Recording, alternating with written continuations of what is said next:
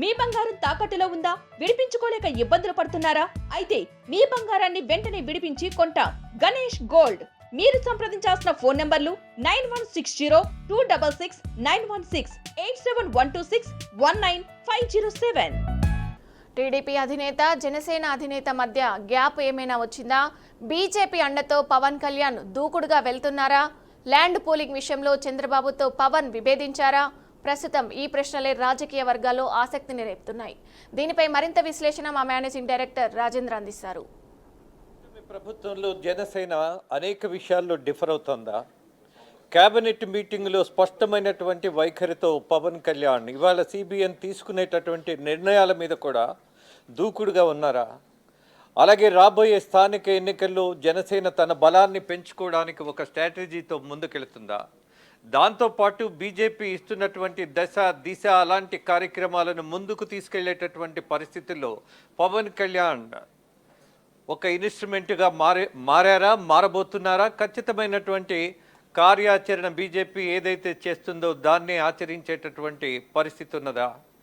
ఇవాళ అనుభవజ్ఞుడైన ముఖ్యమంత్రిని ఒక పక్క పొగుడుతూనే పార్టీ బలాన్ని పెంచుకోవడం, అలాగే బీజేపీ యొక్క ఆదేశాలను ఆచరించడం, దాంతోపాటు అనేకమైనటువంటి విషయాల్లో క్యాబినెట్లో కూడా నో అని చెప్పినటువంటి ధోరణి, దూకుడుగా ఉన్నటువంటి రాజకీయం పవన్ కళ్యాణ్ నుంచి సిబిఎన్ ఇవాళ ఫేస్ చేస్తున్నారా? అలాగే క్యాబినెట్ మీటింగ్లో ఇలాంటి ప్రతివాదనలే జరుగుతున్నాయా? ఇన్నాళ్ళు ఆచరణ మాత్రమే ఆశయంగా పెట్టుకున్నటువంటి పవన్ కళ్యాణ్ ఇవాళ తనదైనటువంటి ప్రత్యేక ధోరణి క్యాబినెట్ మీటింగుల్లో కూడా చూపిస్తున్నారా? కారణం ఒకే ఒకటి చాలా స్పష్టంగా చెప్పుకోవాలి. ఇవాళ కూటమి ప్రభుత్వం అమరావతి ప్రాంతంలో మళ్ళీ ల్యాండ్ పూలింగ్కి సిద్ధపడింది. దాని మీద ప్రకటించిన తర్వాత మళ్ళీ ఇవాళ వెనకడుగు వేస్తోంది అన్నది ఒక వాస్తవ రూపంగా కనపడుతుంది. దీనికి కారణం ఏంటి? పవన్ కళ్యాణ్ యొక్క డిమాండేనా? ఏంటా డిమాండ్?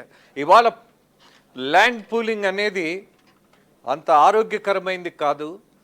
అలాగే ప్రభుత్వానికి ఒక మచ్చ వస్తున్నది. తీసుకున్నటువంటి ల్యాండ్ రాజధాని నగర నిర్మాణానికి అమరావతి రైతుల దగ్గర తీసుకున్నటువంటి భూమికే మనం ఇంకా పూర్తిగా న్యాయం చేయనటువంటి పరిస్థితుల్లో రైతులు అల్లాడుతుంటే, మరొక పక్క ఆ సమస్యను అలానే పెట్టుకొని మళ్ళీ ల్యాండ్ పూలింగ్కి వెళ్ళటం వల్ల కూటమి ప్రభుత్వానికి ప్రమాదం వస్తుంది, వ్యతిరేకత వస్తుంది. ఆ వ్యతిరేకతను మళ్ళీ ఓటు బ్యాంకుగా మార్చుకునేటటువంటి రాజకీయ పక్షం ఎదురు చూస్తోంది అన్నటువంటి ఒక పరిశీలన. అలాగే ఆ పరిశీలన బేస్ చేసుకునే పవన్ కళ్యాణ్ కేబినెట్ మీటింగ్లో పూర్తిగా ల్యాండ్ పూలింగ్ మీద వ్యతిరేకించారు అన్నటువంటి సమాచారం. అఫ్కోర్స్ అదే నిజమైనప్పుడు దాంతోపాటు మరొక ప్రభుత్వ నిర్ణయం కూడా ఉంది. ఏవైతే అక్రమ కట్టడాలు ఉన్నాయో వాటిని రెగ్యులరైజ్ చేసేటటువంటి నిర్ణయాలలో కఠినంగా వ్యవహరించాలి అని జనసేన నాయకులు చెప్తున్నారు. ఇలా మొత్తం మీద ఇవాళ జనసేన పార్టీ యొక్క అధినేత యొక్క ధోరణి మనం గమనిస్తున్నప్పుడు బీజేపీ వెనకుండే వీళ్ళ చేత ఇన్స్ట్రుమెంట్గా మార్చుకొని పవన్ కళ్యాణ్ని బీజేపీ బలం పెరగటం, ఆ బలం పెరగడానికి ఇవాళ జనసేన పార్టీని వాడుకోవటం, రాబోయే స్థానిక ఎన్నికలలో బీజేపీ అండ్ జనసేన వాటి పార్టీల బలాన్ని పెంచుకునేటటువంటి దాంట్లో స్పష్టమైనటువంటి వైఖరితో ఇవాళ కూటమి ప్రభుత్వంలో ఒక బలీయమైనటువంటి వ్యతిరేక శక్తిగా మారేటటువంటి అవకాశం కనిపిస్తోంది. సంవత్సరం తర్వాత అవగాహన పెరిగి మరి పవన్ కళ్యాణ్ ఇలాంటి నిర్ణయాలు తీసుకుంటున్నారా? మెచ్యూర్డ్ పాలిటిక్స్లో ఇవాళ అనుభవజ్ఞుడైన ముఖ్యమంత్రిని కూడా విభేదిస్తూ ముందుకెళ్తున్నారా? రాజకీయ ప్రయోజనం కోసం మాత్రమే ఆయన ఇలాంటి ఆలోచనలు చేస్తున్నారా? అలాగే రాష్ట్ర ప్రజలు ఆశిస్తున్నది ఏదైతే ఉన్నదో ఇవాళ ప్రభుత్వం కొంత నిర్లక్ష్యం వహిస్తున్నటువంటి విమర్శ ఫేస్ చేస్తున్నప్పుడు అడ్వాంటేజ్ తీసుకొని పవన్ కళ్యాణ్ తన పార్టీని పరోక్షంగా బీజేపీ పార్టీ యొక్క బలాన్ని పెంచేటటువంటి అవకాశం కోసం ఎదురు చూస్తున్నారా? జరుగుతున్నటువంటి మొత్తం ఇవాళ రాజకీయం అలాగే ప్రభుత్వ నిర్ణయాలు చూస్తున్నప్పుడు అదే అనిపిస్తోంది. అఫ్కోర్స్ రెండు సంవత్సరాలు దాటిన తర్వాత ఖచ్చితంగా పవన్ కళ్యాణ్ యొక్క ధోరణి ఏదైతే ఉన్నదో ఏంటా ధోరణి? తల ఎగరేసే ధోరణి, తనకి నచ్చలేదని మొహమాటంగా చెప్పేటటువంటి ధోరణి.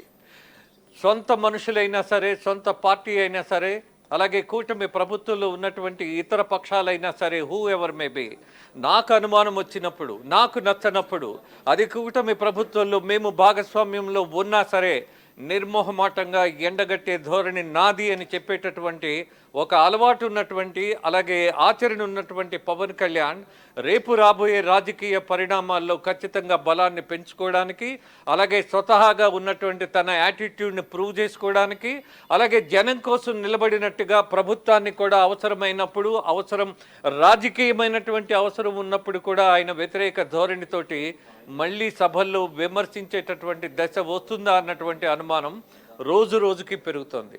చూద్దాం ఏం జరగబోతోందో.